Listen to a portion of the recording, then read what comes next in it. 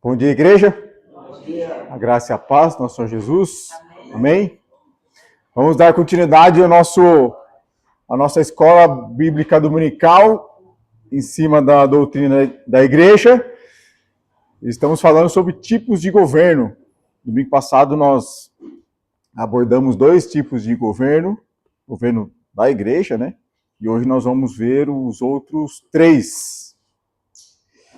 Vamos dar uma breve recapitulada do que nós vimos domingo passado e dar continuidade no nosso estudo, então. Eu vou passar bem rapidinho, que domingo passado a gente fez uma introdução, relembramos algumas coisas da doutrina da igreja, né? O que é a igreja local, os elementos essenciais, organismo e organização. Isso aqui eu vou passar bem rapidinho. Alguns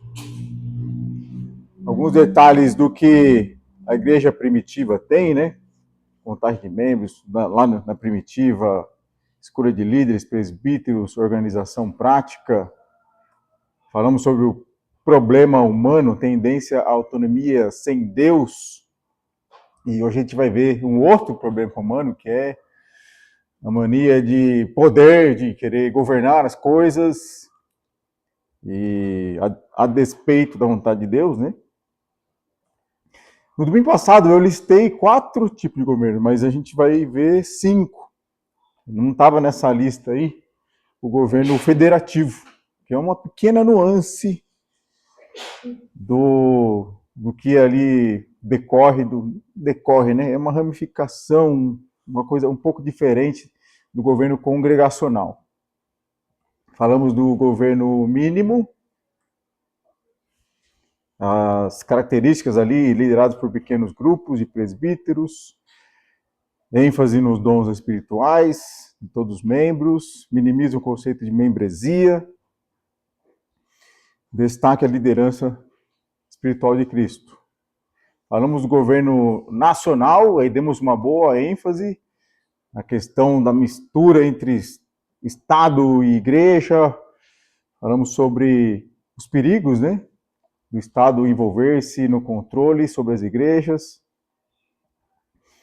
o Estado exercendo ou ratificando a disciplina que há dentro da igreja, disciplina bíblica, né, que prevê disciplina de membros que estão em pecado. O Estado envolve até nessas coisas.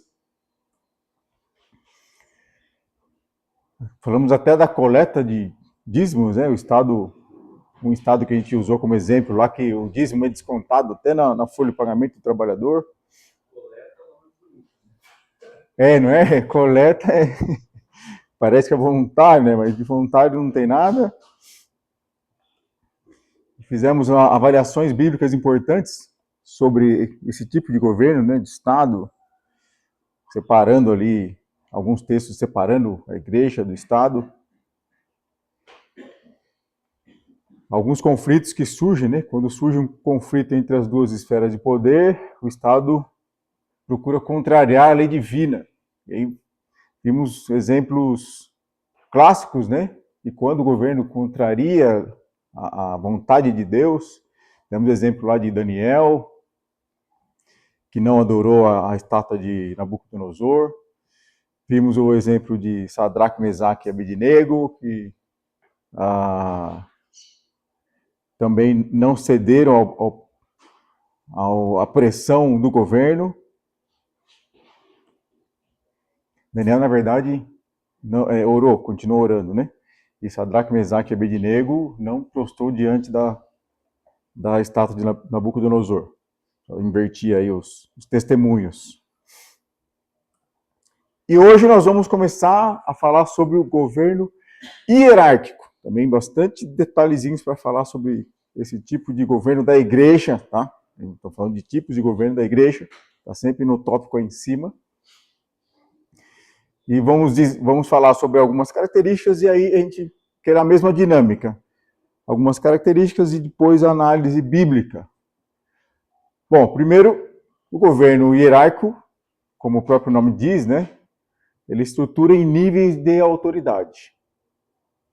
Está organizado em ordens, classes, e cada uma subordinada a seu superior. Nós temos no sistema metodista a autoridade da hierarquia um pouco menos absolutista, mas ela ainda há. E a grande figura que a gente vai ver aqui é a igreja chamada como episcopal. A hierarquia da autoridade é mais destacada. E o exemplo mais clássico conhecido desse método episcopal é a Igreja Católica Romana, né, onde a autoridade se baseia totalmente na hierarquia. A gente vai ver rapidinho esses níveis hierárquicos, conduzido até a instância maior, que eles classificam como sendo o Papa. E nesse sistema romano, né, católico romano, de onde argumenta-se que vem essa autoridade?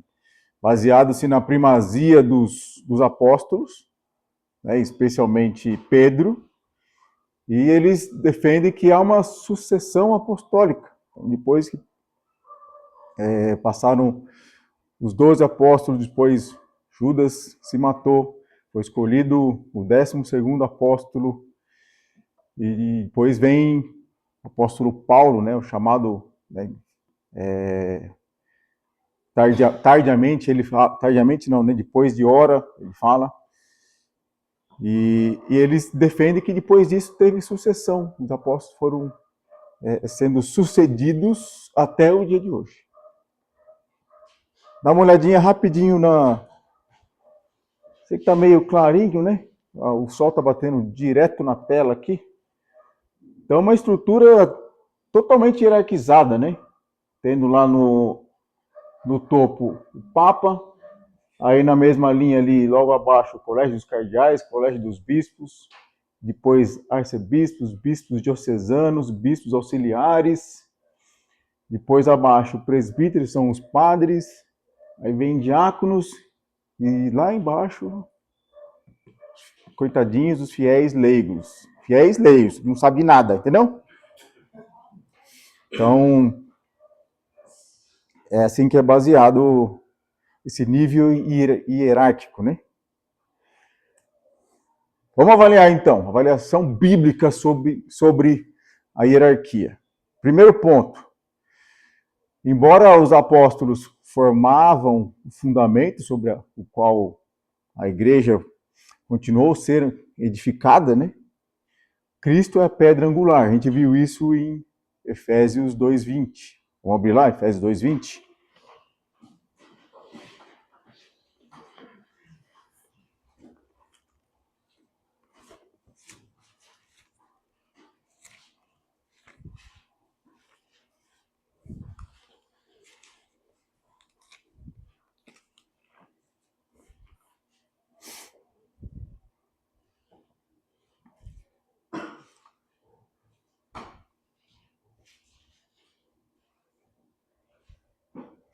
Lemos assim: edificados sobre o fundamento dos apóstolos e profetas, sendo ele mesmo, Cristo Jesus, a pedra angular.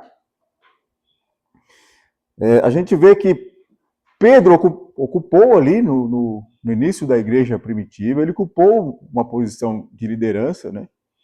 Principalmente ali em Pentecostes, e em outros momentos também, a gente vê em Atos, quando Pedro vai até a família de Cornélio, aí Cornélio e a família se converte, mesmo fenômeno do Espírito Santo baixando a família ali, a gente destacou que foi importante Pedro ter participado daquilo, depois quando ele volta para Jerusalém, ele dá esse testemunho, né, para dizer que tanto gregos quanto judeus receberam também pela fé o Espírito Santo. Então Pedro realmente exerceu uma posição de liderança, mas não era o líder absoluto. Então era um conjunto de líderes ali, né? Os apóstolos como um todo. Gálatas 2:11.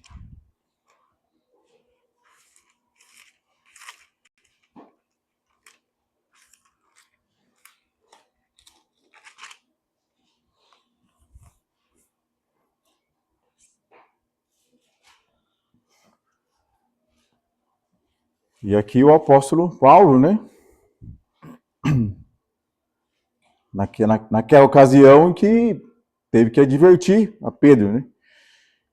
Lemos assim: quando, porém, Cefas, Pedro, veio a Antioquia, resistir-lhe face a face, porque se tornara repreensível.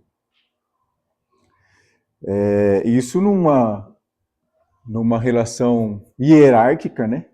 Com níveis muito destacados, resistir face a face não é cabível. Então, como Pedro não é um líder absoluto, isso é possível, foi possível e Paulo o fez. O fundamento é Cristo. 1 Coríntios 3,11. Então, nós vimos o texto Cristo como pedra angular, mas também Cristo como fundamento. 1 Coríntios 3,11.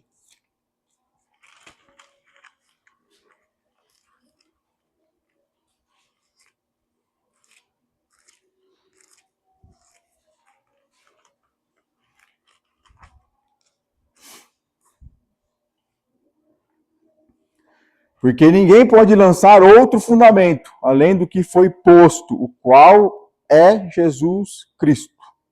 Não pode lançar outro fundamento. A palavra é clara, né? Ninguém pode lançar outro fundamento, além do qual foi posto, o qual é Jesus Cristo. Então, não há dúvida quanto a isso, né? Continuando a avaliação bíblica sobre esse governo hierárquico. Os apóstolos não continuam hoje. Vamos ler como é que foi os requisitos para escolher Matias. Vamos abrir lá em Atos, capítulo 1, de 21 a 26.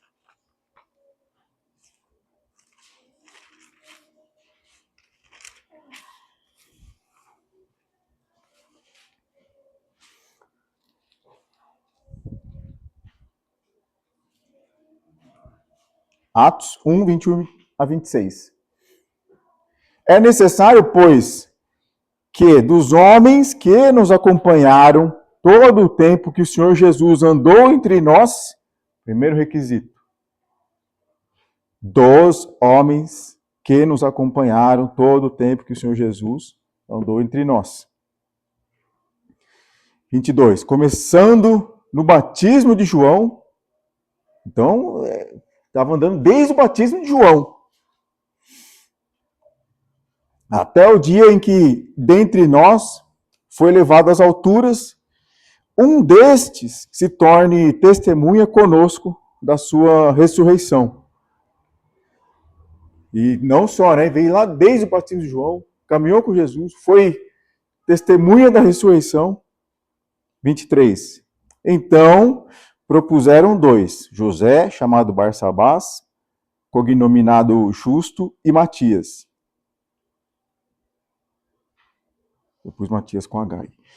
E orando disseram, tu, Senhor, que conheces o coração de todos, revela-nos qual destes dois tens escolhido para preencher a vaga neste ministério e apostolado, do qual Judas se transviou, indo para o seu próprio lugar. E os lançaram em sortes, vindo a sorte recair sobre Matias, sendo-lhe então votado lugar com os 12 apóstolos. Então lá, os 12 compostos de novo. Paulo teve um chamado especial, né? Vamos lá, 1 Coríntios, capítulo 15.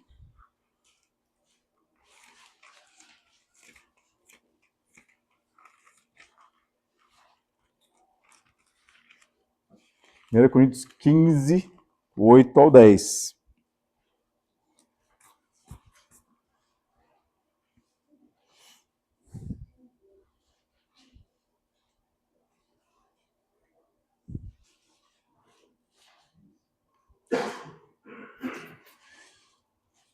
E afinal, depois de todos, foi visto também por mim, como por um nascido fora de tempo.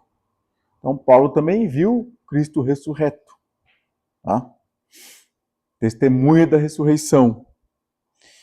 Continuando. Porque eu sou o menor dos apóstolos, que mesmo não sou digno de ser chamado apóstolo, pois persegui a igreja de Deus. Mas, pela graça de Deus, sou o que sou. E a sua graça que me foi concedida não se tornou vã. Antes, trabalhei muito mais do que todos eles. Todavia, não eu, mas a graça de Deus comigo. Então, o apóstolo Paulo se dizendo, eu sou o apóstolo, né? Como ele coloca aqui, né?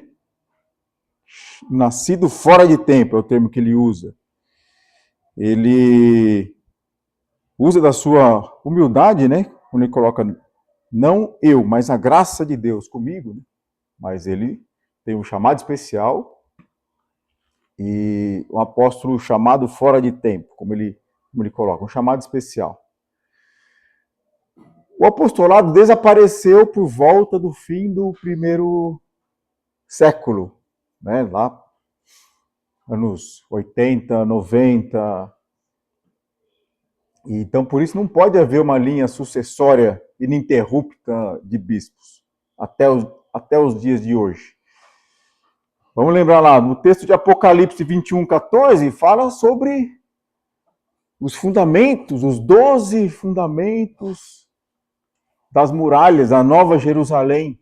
Vamos ler lá, Apocalipse 21, 14.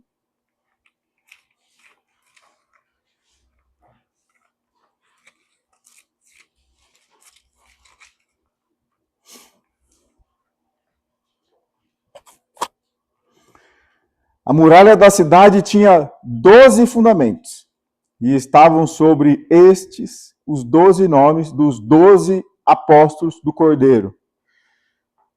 Quantos são, então? 12. Não cabe milhares, não tem milhares de fundamentos com os nomes de milhares de apóstolos. São 12. Simples assim. Contando Matias. Exato. Continuando a nossa avaliação bíblica da hierarquia. Aí falando agora sobre presbíteros, diáconos, né? Existiam tanto presbíteros quanto diáconos na época do Novo Testamento, mas não tinha um terceiro e distinto ofício de bispo. Porque esse ofício chamado bispo, episcopal, ele se destacou acima dos demais presbíteros anciãos ali, e aí veio essa questão da sucessão apostólica, mas não tinha esse terceiro ofício aí, destacado. A gente vai ver mais à frente, quando falar sobre presbíteros, ancião, pastor, bispo, todos esses termos, eles são intercambiáveis, né? Vai ter uma aula específica sobre a função dos líderes, né? Mas vamos ver alguns textos rapidinho aqui, ó. Atos 20,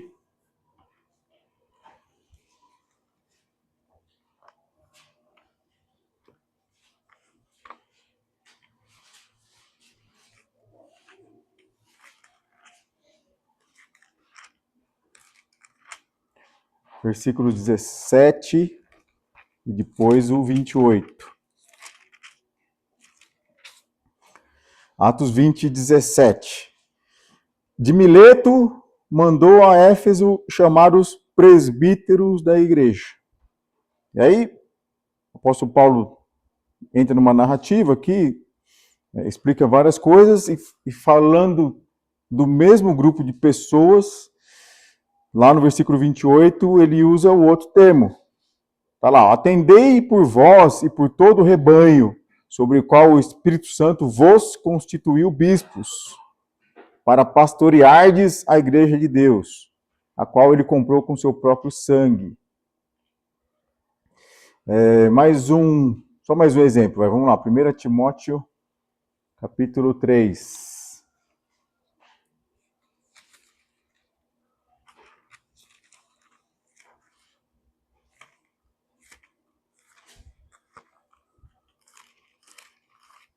Primeira Timóteo 3. Vamos ler do 1 ao 7, que a gente já vai aquecendo nessa temática aí. Importante esse trecho de texto aqui já fala também de requisitos, né? 1 Timóteo 3, do 1 ao 7. Fiel é a palavra. Se alguém aspira o episcopado, excelente obra almeja. É necessário, portanto, que o bispo seja irrepreensível, o esposo de uma só mulher, temperante, sóbrio, modesto, hospitaleiro, apto para ensinar, não dado ao vinho, não violento, porém cordato, inimigo de contendas, não avarento, que governe bem a própria casa, criando os filhos sob disciplina, com todo respeito. Pois se alguém não sabe governar a própria casa, como cuidará da igreja de Deus? Não seja neófito para não suceder que ensoberbeça e incorra na condenação do diabo. Pelo contrário, é necessário que ele tenha bom testemunho dos de fora, a fim de não cair no próprio laço do diabo. Então a gente viu o termo aqui, episcopado, bispo. Aí lá em Tito 1,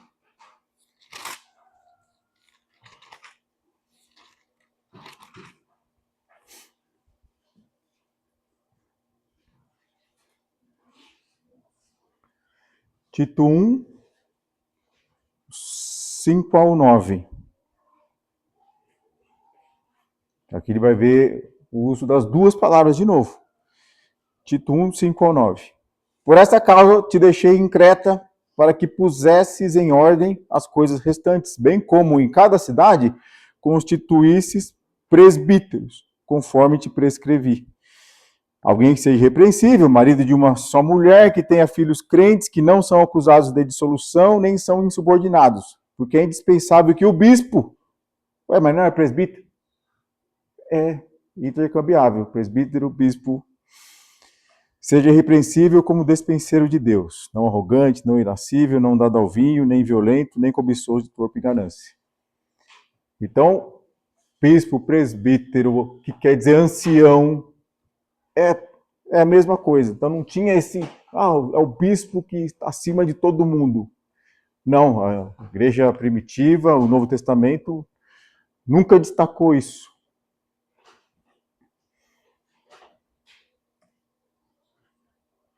Há uma sucessão, que ela deve continuar ocorrendo.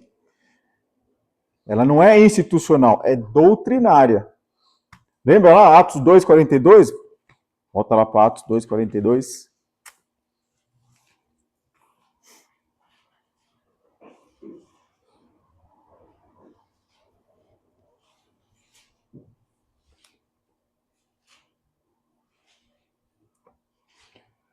Atos 2,42. E perseveravam na doutrina dos apóstolos, e na comunhão, no partir do pão, nas orações.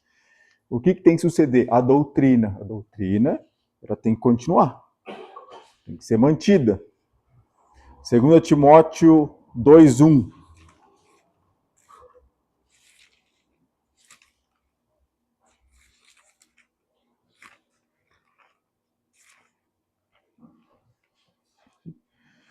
Timóteo 2:1 e 2.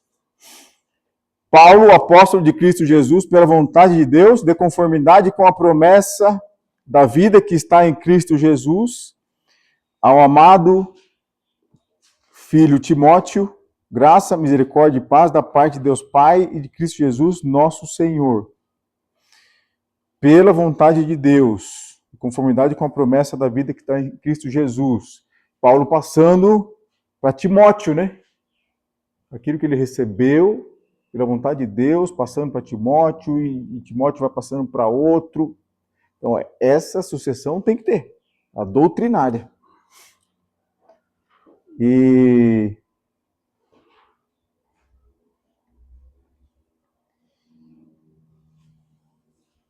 peraí, acho que é o 1 Timóteo.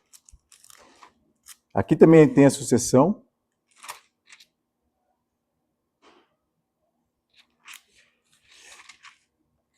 Eu acho que eu pus a referência errada aqui.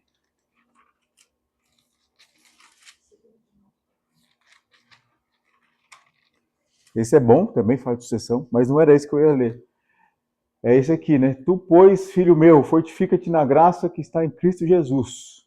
E o que da minha parte ouviste, através de muitas testemunhas, isso mesmo transmite a homens fiéis e também idôneos para instruir a outros. Quem achar aí onde está o texto, porque a referência está errada. Tá certo? Tá certo. É que eu li o 1, né? Não, eu li o 1:1. Aí sim. Eu li o 1:1. É o 2:1 e 2, tá certo. Então, o que da minha parte ouvistes, através de muitas testemunhas, isso mesmo transmite. Essa é a sucessão que deve acontecer. Sucessão doutrinária. Vamos avaliar alguns exemplos agora, outros exemplos, né? De igrejas hierarquizadas. As igrejas batistas trabalham de forma hierárquica, tendo o pastor como líder máximo da igreja. No sistema presbiteriano, que é um federativo, a gente vai explicar já já, o pastor é apenas um dos diversos presbíteros, ok, porém subordinados a um sínodo, que contém uma forma de hierarquia. Então tem um parlamento, um conselho ali de presbítero que tem uma... Isso eu mostro aqui nessa... Então no sistema presbiteriano tem um Supremo Concílio, e aí depois deles vem o presbitério, aí o pastor da igreja local, e abaixo desse pastor, presbíteros. Então tem uma hierarquia ali. Ixi, vai dar tilt aqui. Deixa eu ver. Nossa, bagunçou tudo. Espera aí que eu vou ter que abrir outro, senão não vai dar para... Deixa eu abrir outro arquivo aqui, senão não vai ficar claro. Quando você abre... Oi, pode falar. Uma outra tradução que você vê para a palavra bispos, na nossa Bíblia está dando como bispos, mas também é traduzido, inclusive em outras línguas é muito mais usado isso, que é supervisor. Supervisor, exato. Não é supervisor da igreja local, não das igrejas. Exato. Eu vou mostrar isso aqui agora. Vai ficar bem claro. E Tito coloca os dois no mesmo, usa a mesma palavra no mesmo cargo.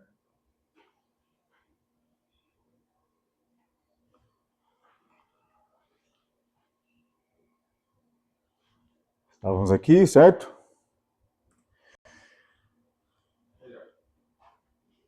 E aí, como que é a hierarquia conforme a Bíblia? Primeiro, cabeça, Cristo. Aí tem a igreja dos que pela graça foram salvos, mediante a fé, dom de Deus, corpo de Cristo, né? O organismo. Aí na igreja local, cadê aquele laserzinho, hein? Tá aí? Aqui.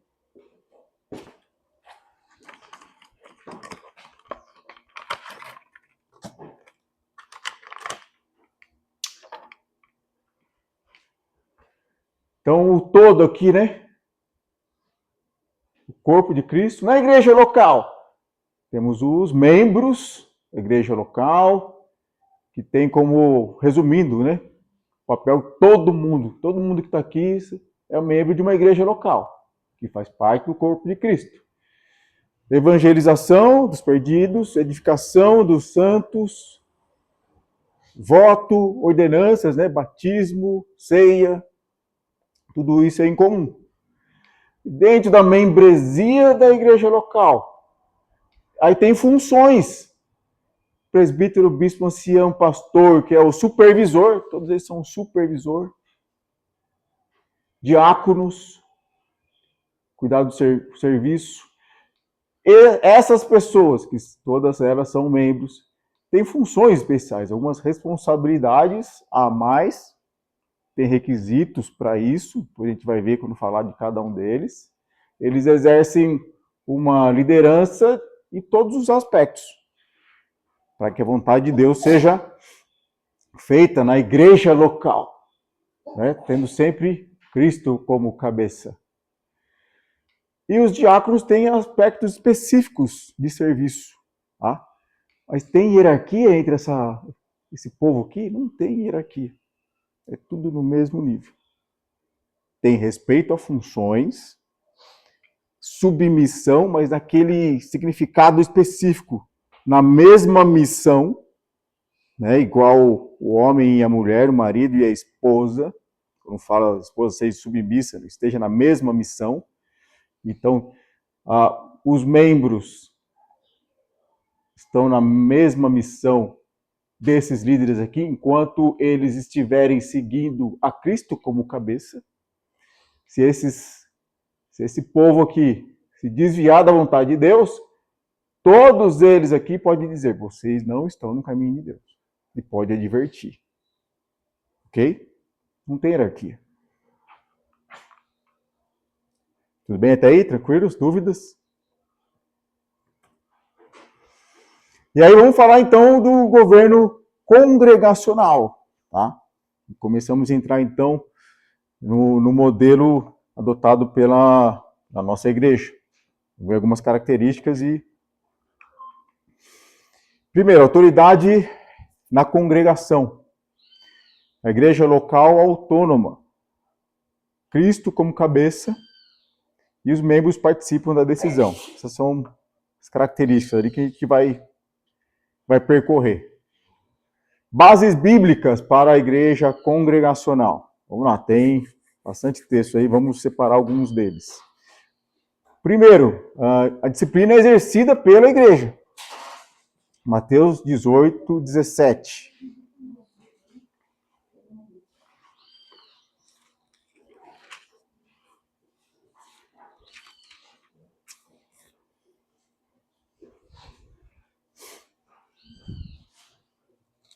Mateus 18, 17.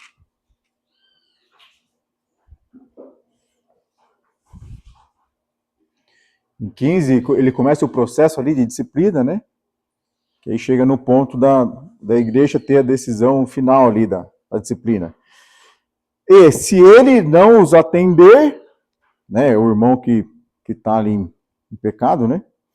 Diz-o à igreja. E se recusar ouvir também à igreja, considera-o como gentil e publicano. Então a igreja aplicando a disciplina e aqui sendo a voz final ali. 1 Coríntios capítulo 5.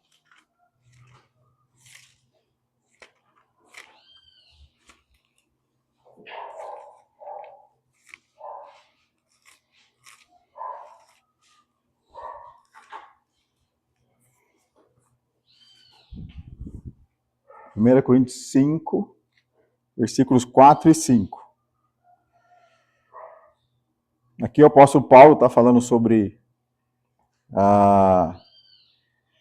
aquele homem, né, que se atreveu a possuir a mulher de seu próprio pai. Então, está falando de disciplina aqui. Aí no versículo 4 e 5 ele coloca: em nome do Senhor Jesus, reunido vós, a igreja de Corinto, e o meu espírito, com o poder de Jesus, nosso Senhor, entregue a Satanás para a destruição da carne, a fim de que o espírito seja salvo no dia do Senhor Jesus. Então, Paulo está falando sobre a disciplina, então Paulo e a igreja, todos reunidos, aplicar a disciplina nesse membro, vamos dizer assim, né, que está em pecado. 2 Coríntios capítulo 2.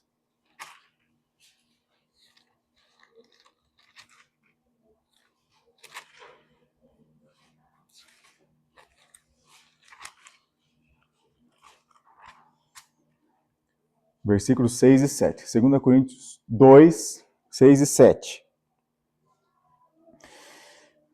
Basta-lhe a punição pela maioria, de modo que deveis, pelo contrário, perdoar-lhe e confortá-lo, para que não seja o mesmo consumido por excessiva tristeza. Aqui Paulo também está falando de disciplina, e aqui é o contrário. Paulo está falando para a igreja, analisem a dosagem da disciplina, né, para que aqui seja evidenciado o amor de Deus, né? Mas ele está falando também, ó, igreja, a disciplina é com vocês, avaliem aí o peso da disciplina. 2 Tessalonicenses,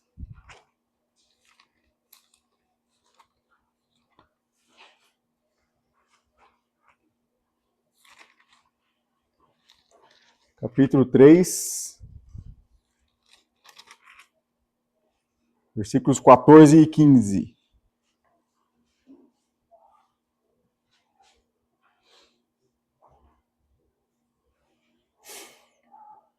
Caso alguém não preste obediência à nossa palavra, dada por esta epístola, notai-o, nem vos associeis com ele, para que fique envergonhado. Todavia, não o considereis por inimigo, mas advertiu-o como irmão. A igreja aqui, Paulo colocando ali para os Tessalonicenses como a igreja deve se portar ali com essa pessoa que não está obedecendo, não se associei, mas busque advertir-o como irmão, né? Busque a reconciliação, sempre. A disciplina tem sempre esse escopo, tá? Outro caráter ali da igreja congregacional. A escolha de líderes tem a participação da igreja, com participação da igreja. Vamos lá, Atos 1.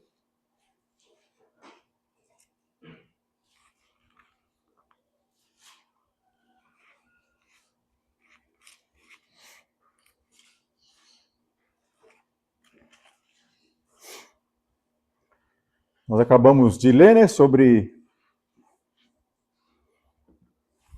a escolha ali de Matias, né? Mas vamos destacar outros pontos aqui. Então, Atos 1, 23 e 26. A ênfase aqui, ó. Então, propuseram dois. Então, a proposição aqui dos dois nomes, né? Quem propôs aqui? Tá? O grupo de pessoas ali que daqui a pouco vai ser a igreja. Ainda não teve Pentecostes aqui. Mas aqui é o colegiado. Propuseram os dois nomes. Aí 26. E lançaram em sortes, vindo a sorte recair sobre Matias. Exemplo mais clássico ainda, está lá no capítulo 6 de Atos. Vamos lá. Capítulo 6,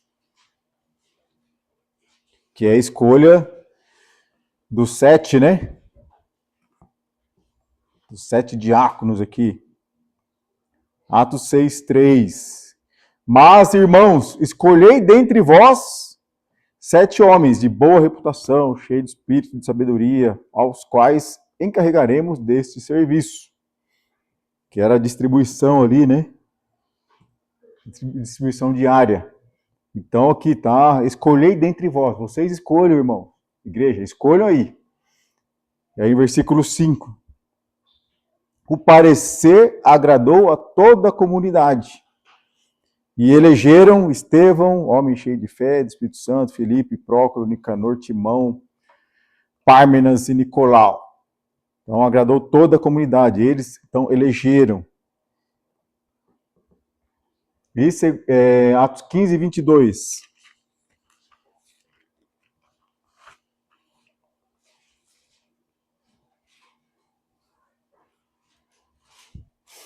Atos 15, 22.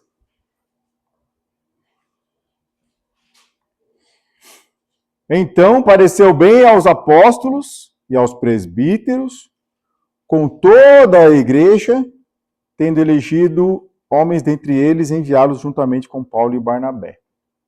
Então, os apóstolos, presbíteros, com toda a igreja. E 2 Coríntios, capítulo 8.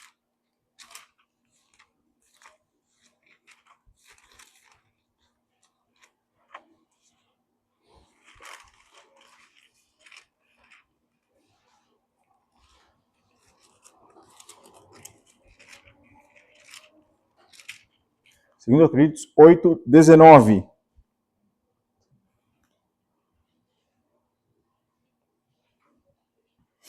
E não só isto, mas foi também eleito pelas igrejas para ser nosso companheiro no desempenho desta graça ministrada por nós, para a glória do próprio Senhor e para mostrar a nossa boa vontade.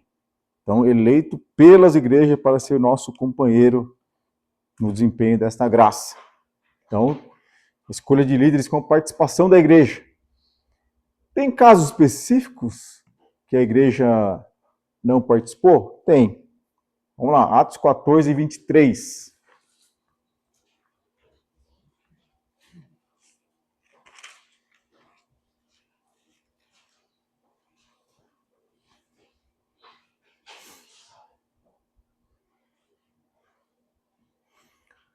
Então, aqui na volta para Antioquia, né?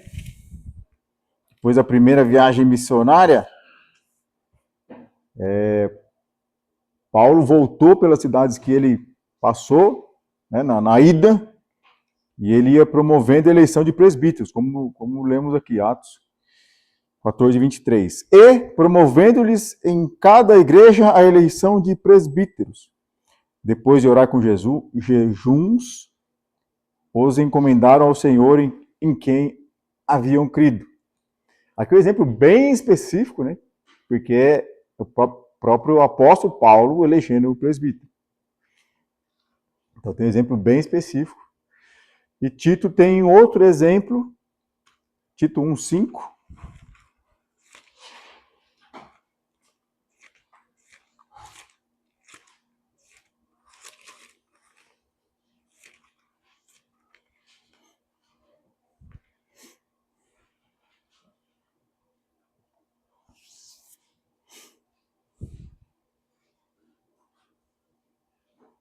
Lemos assim, Tito 1:5. Por esta causa te deixei em Creta, deixou quem? Tito, né?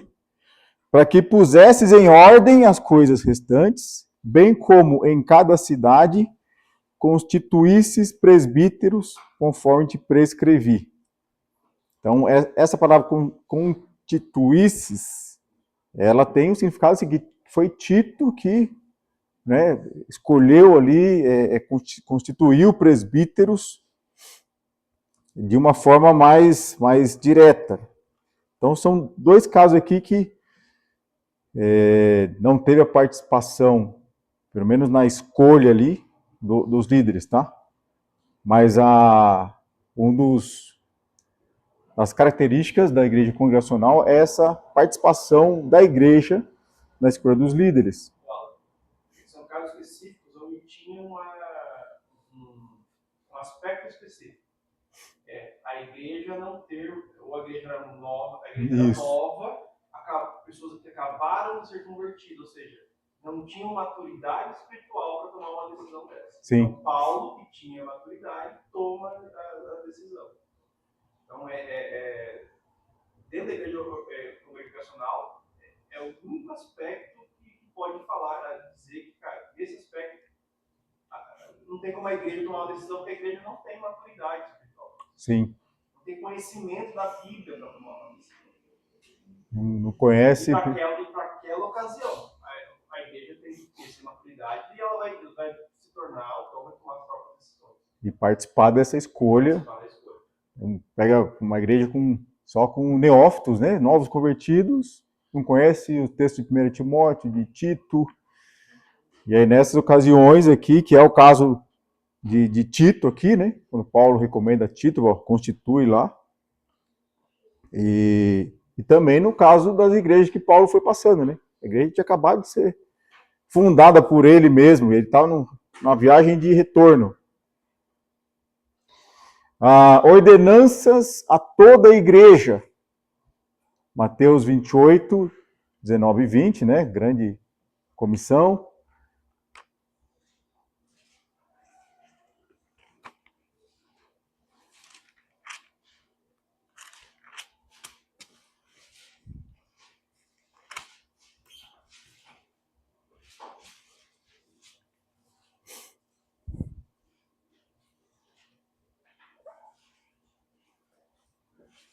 Lemos assim, então, Mateus 28, 19 e 20. Ide, portanto, fazei discípulos de todas as nações, batizando-os em nome do Pai, do Filho e do Espírito Santo, ensinando-os a guardar todas as coisas que vos tenho ordenado. E eis que estou convosco todos os dias até a consumação do século. 1 Coríntios 11.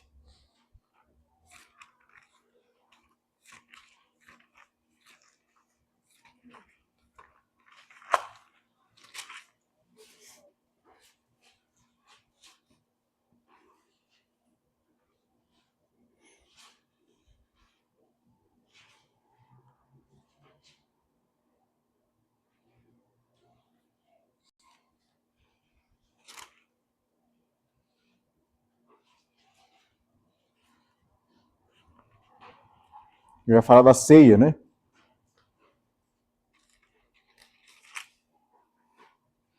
Vou ler o 23. Porque eu recebi do Senhor o que também vos entreguei. Né? E o Senhor Jesus, na noite que foi traído, tomou o pão.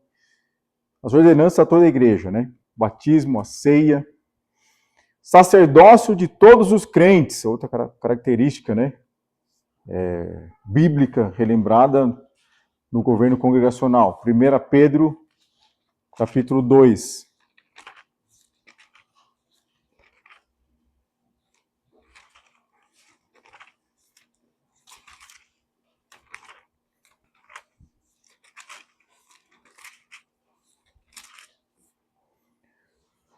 Primeira Pedro 2, 5 e 9.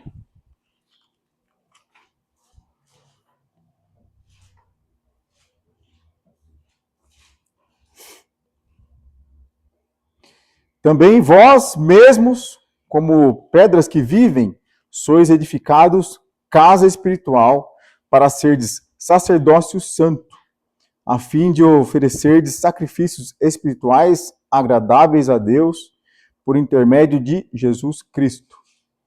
Versículo 9.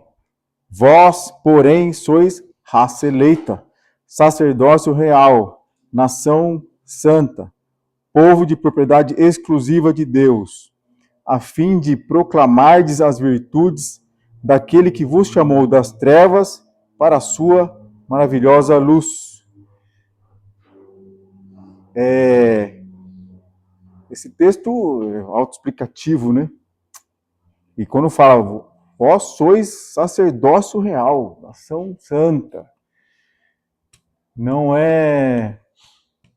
Como é que está o texto, né? o termo lá? Leigo, né? Fiéis leigos. É claro que quando a gente é novo convertido, a gente precisa do leitinho ainda, né? Tomou o leitinho, né? A palavra da salvação, e precisa se alimentar e evoluir. Mas somos nação santa, sacerdócio real. Cada um de nós temos essa função de proclamar as virtudes daquele que nos chamou. Não é só o bispo, episcopo, presbítero, padre, não. Todo mundo. E o Espírito Santo nos chama a isso, faz habitação em nós para isso.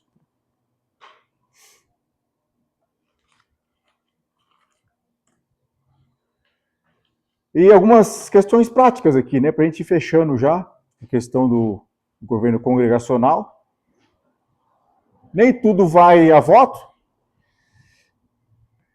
Questões práticas, por exemplo, vamos pintar a cor de azul, de vermelho, as coisas mais práticas, para dar um dinamismo, né? Não coloca para a congregação votar. São coisas mais complexas, né? Um orçamento, uma reforma, uma construção, a escolha de líderes. Né? Então, nem tudo vai a voto, senão a coisa não flui. Há uma liderança com responsabilidade. Os líderes, eles chamam para si a responsabilidade. E em equilíbrio com os membros. Os membros sempre devem acompanhar essa liderança, né? Participar da liderança. Então, relembrando, né, aquele equilíbrio. Então, membros, presbíteros, bispos, ancião, pastor, diáconos, todos eles, uma mesma linha, faz parte do organismo, todos os salvos em Cristo Jesus e cabeça, só Cristo. Cada um com funções específicas. Os líderes chamam para si essa responsabilidade, feita com sabedoria de Deus, com participação dos membros. Todos eles, o peso do voto é o mesmo, né, numa igreja congregacional. Então não tem voto com peso 2, peso 3, não, é o mesmo. Essa é a diferença, inclusive, do primeiro governo, o governo mínimo. No governo mínimo, a membresia é minimizada. Não entra muito nesses aspectos. Dentro da congregacional, não, a gente está todo mundo...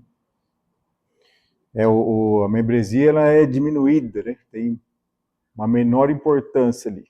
Parece, quando a gente lê ali no governo mínimo, parece que é igual a nossa igreja, né? Mas essa questão de minimizar a membresia, aí já foge. Não confunda com... Vamos ter assembleia, que dia vai ser mesmo? Dia 14. Dia 14 vai ter assembleia para votar presidente, vice-presidente, né? Da igreja. Então, parece que é a galera que manda, né? Presidente, vice-presidente, aí vem o tesoureiro e tal. O que é isso aí? O que é isso? O que nós vamos votar? O que é essa hierarquia aqui? É a diretoria administrativa, por força legal. Lembra que a igreja ela tem que, nós todos, né, a igreja, como membros, temos que obedecer às leis do país local ali. Então, uma organização não governamental tem que ter o seu CNPJ e tem essa estruturação administrativa, que ela tem, por função também, uma certa hierarquia ali, né? O presidente e o vice-presidente pode responder judicialmente, administrativamente, aí tem as funções ali, primeiro tesoureiro, primeiro secretário. Então não confunda aquelas funções, né? Principalmente quando a gente fala ali dos líderes do conselho espiritual, quer dizer, como a gente nem confunde, né? Os mesmos, por exemplo, o presidente e o vice-presidente, eles devem fazer parte, eles devem ser presbíteros. Então, às vezes confunde, né? Mas aqui estou falando das questões espirituais, doutrinárias, ok? Que não tem hierarquia. E aqui a estrutura administrativa, para a gente cumprir as leis locais. No nosso país. No nosso país. Em outros países, pode ser diferente. Tudo bem? E como que nós hoje, os três presbíteros, eu, Daniel e Totão, como que é esse funcionamento? As decisões são colegiados. Claro que o Daniel ele está com uma função de liderar, então ele propõe, por exemplo, qual é o tema que nós vamos ter na escola dominical? Vamos falar sobre a doutrina da igreja, né, para o pessoal entender como é que funciona, tal. E aí o Daniel separou o tema, manda para a gente, eu, Totão, lê. Pô, não, legal, a gente vai fazendo junto. Então, há esse papel de liderança do Daniel, assim como a gente vê lá, o apóstolo Pedro liderou primeiro, vamos lá, pessoal, não, vocês estão vendo aqui, o pessoal não está bêbado, não, é o Espírito Santo. Então, alguém tem que ter um direcionamento. Sempre tem alguém que dá o direcionamento, mas as decisões é toda em colegiado. Ok? Tudo bem? Dúvida até aí? E para fechar, hoje a gente vai fechar, tá? Vamos avançar um pouquinho, mas isso aqui é rapidão. Falar sobre esse tal de governo federativo. Ele tem uma pequena diferença que, na verdade, dá grandes efeitos, né? Com relação, parece o congregacional, mas não é. Ele tem essa tal de autoridade compartilhada. A igreja local, ela entrega sua soberania individual a uma autoridade central. A gente vai ver isso no gráfico aí. Tem alguns poderes, mas entrega a sua autonomia para um órgão que está acima ali. Abre mão de sua autonomia em favor de uma estrutura organizacional superior. Tem uma estrutura acima da igreja local, que é o exemplo que a gente usou, presbiterianos e as igrejas denominacionais, que acontece lá no governo federativo. Está lá a Cristo como cabeça, lá, né, envolvendo todos aí, membresia, mas aí tem um governo central, uma estrutura denominacional, e depois tem as igrejas locais ali, que elas não decidem tudo, não tem autonomia de escolher seus líderes, às vezes até de pintar a cor da igreja, não tem. Não, tem que ser tudo da mesma corzinha assim, né? Tem que ser cinzinha claro, tem que ser azul, tem que ser amarelo. Então, eles abrem mão desse poder de decidir como igreja local. Eu lembro muito bem quando essa igreja, né, começou a ser estruturada, havia esse, como a família do, né, Davi veio da IECA, então foi deixado bem claro, não, a igreja de Jundiaí é independente da igreja da IECA. Então ela vai formar aqui os seus líderes, tem a doutrina específica ali, focada na palavra de Deus.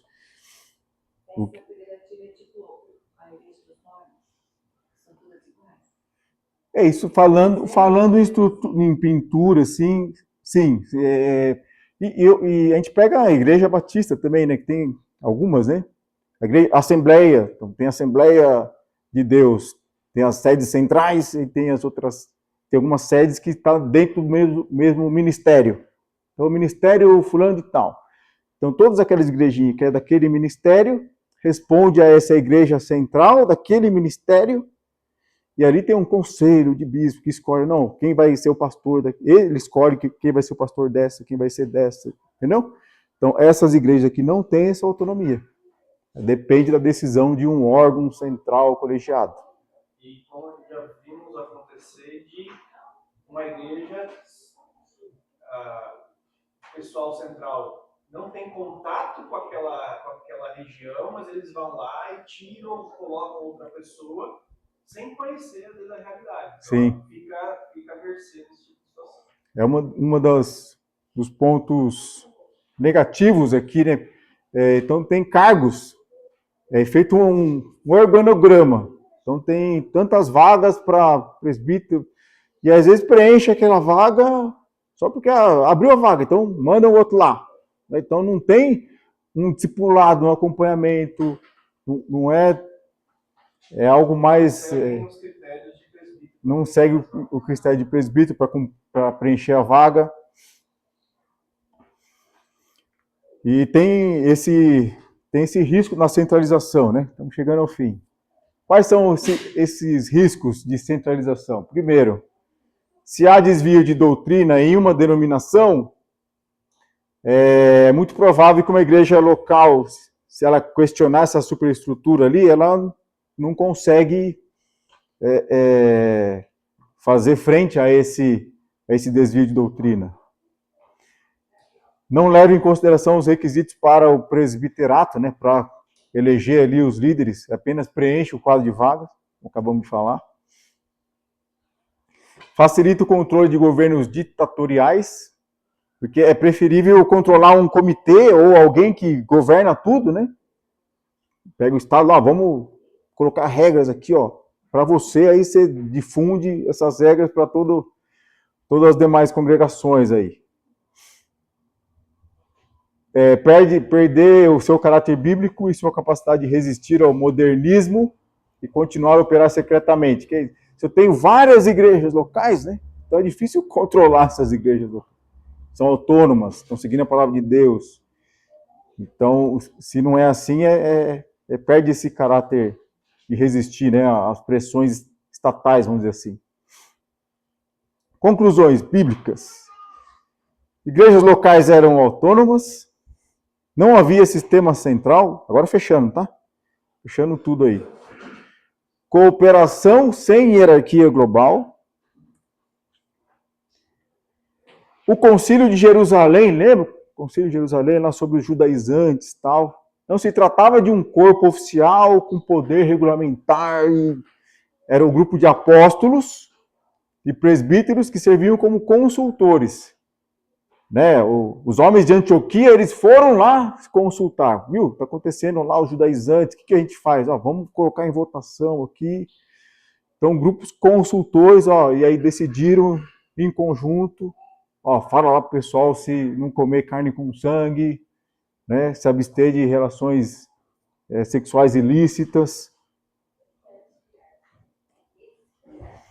A decisão do concílio não foi imposta às igrejas, apenas oferecida como parecer geral do grupo. A igreja e o governo romano, na época, estavam separados. A igreja primitiva, tá?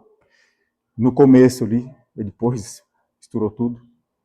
Não havia igreja nacional na época do Novo Testamento. A igreja hierárquica foi algo que se desenvolveu após o fechamento do cânon. As igrejas locais, comunhão, cooperação, não estavam unidas por uma organização. A congregação estava envolvida na decisão de algumas questões, maioria, né? Os líderes assumiam o controle de outras questões. A gente viu alguns detalhes, né? Importância da autonomia. Evita a propagação de erros. Proteção contra o controle estatal. Preserva a fidelidade bíblica.